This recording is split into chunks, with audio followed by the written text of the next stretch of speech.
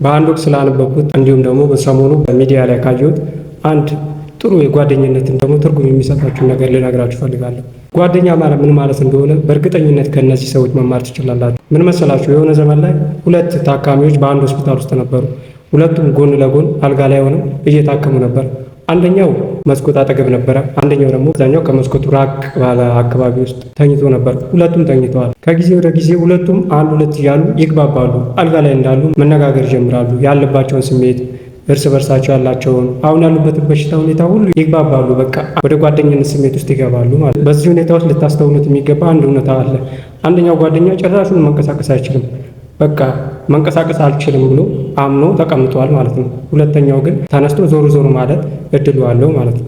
እና ሁል ጊዜ በመስኮት ዳር የተቀመጠው ጠዋት ይነሳና በመስኮት እያየ አዳዲስ ነገር ይነግረዋል። አልጋ ላይ ለተኛው መንቀሳቀስ ለማይችለው ገርማል። ዛሬ የሐይቁ ንፋስ፣ ሐይቁ ላይ ያሉት ወፎች ውበት፣ ስለ ተፈጥሮ፣ ስለ ተራሮቹ፣ ስለ ሁሉም እያለ በየቀኑ እየተነሳ አዳዲስ ነገር ይነግረዋል።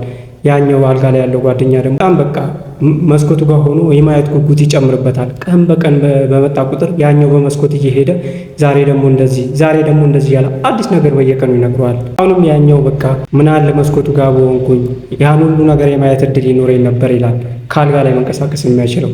ስለዛ አንድ ነገር ይሰማዋል። እኔ መስኮቱ ጋር መሆን አለብኝ ብሎ ያስባል። በዚህም አንድ መጥፎ ነገር ያስባል። ጠጣ ተብሎ በተሰጠው ውሃ ላይ መርዝ ቀላቅሎ ለጓደኛው እንዲጠጣው ይሰጠዋል።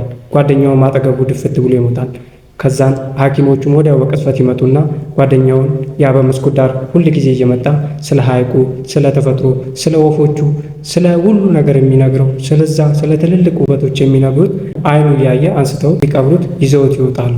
የዚህም ጊዜ በአልጋ ላይ መንቀሳቀስ የማይችለው ያ ጓደኛ ነርሷን እጇን ይዛትና አንድ ጥያቄ ጠይቃታል። እኔ በዛ መስኮት ጋር መሆን እፈልጋለሁ ይላታል። ችግር የለውም አሁን ያ መስኮት ጋር ማንም ስለሌለ መሆን ትችላለህ ብላ ታዘዋውረዋለች። ጓደኛው ተረሳ፣ ሞታ። ከዛ በነጋታው ያንን ተፈጥሮ፣ ያንን የወፎች ጩኸት፣ ያንን የሐይቁን ሽታ ለማየት ጓደኛው ይፍጨረጨራል። ወደ መስኮት ለማየት እጁን እግሩን ያማትር ጀመረ። ይወድቃል፣ ይነሳል። የሆነ ቀን ግን ተሳካለት። ቆመ። መስኮቱ ጋር ቆሞ አየ። ባየው ነገር ግን በጣም ነው የደነገጠው። በመስኮቱ ሲያይ፣ መስኮቱን ከፍቶ ሲያይ አዲስ ነገር ነው ያየው። በመስኮቱ አሻግሮ ያየው ግድግዳ ብቻ ነበረ። በቃ ምንም አይታይም። ግድግዳ የተሸፈነ ምንም ነገር የሌለበት ግድግዳ ብቻ ነበር ያየው። በዚህም ደነገጠ። ነርሷን ጠራት። ምን ነው አላት። ምን ይህ ግድግዳ ለምንድን ነው አሁን የተሰራው? እኔ ሐይቁን ለማየት አልታደልኩም ወይ ይላታል። እኔ የሐይቁ ዳር ያሉት ወፎችን ለማየት አልታደልኩም ወይ ይላታል። ከዛን ነርሷም ግራ ትጋባለች። የምን ሐይቅ፣ የምን ወፎች፣ የምን ተራሮች ነው የምትነግረኝ ትለዋለች። እዚች ጋር ከዚህ በፊት የነበረው ጓደኛዬ በዚህ እያማተረ ስለ ሐይቆቹ፣ ስለ ወፎቹ፣ ስለ መልክዓ ምድሩ፣ ስለ ተራሮቹ ሲነግረኝ ነበረ እና አሁን ያን ሁሉ የነገረኝ እውነት የት ሄደ ብሎ ይጠይቃታል። ከዛን እሷም አልጋ ላይ እንዲቀመጥ ተነግሮና አንድ ነገር ተነግሯለች። አየህ ያ ጠዋት እየተነሳ ስለ ሐይቁ፣ ስለ ተፈጥሮ፣ ስለ ሁሉ ነገር ነግረ የነበረው ጓደኛ ጭራሽ እኮ አይን የለውም ማየት እኮ አይችልም ነበር ትለዋለች። ያም ይደነግጣል። እንዴት ይላታል።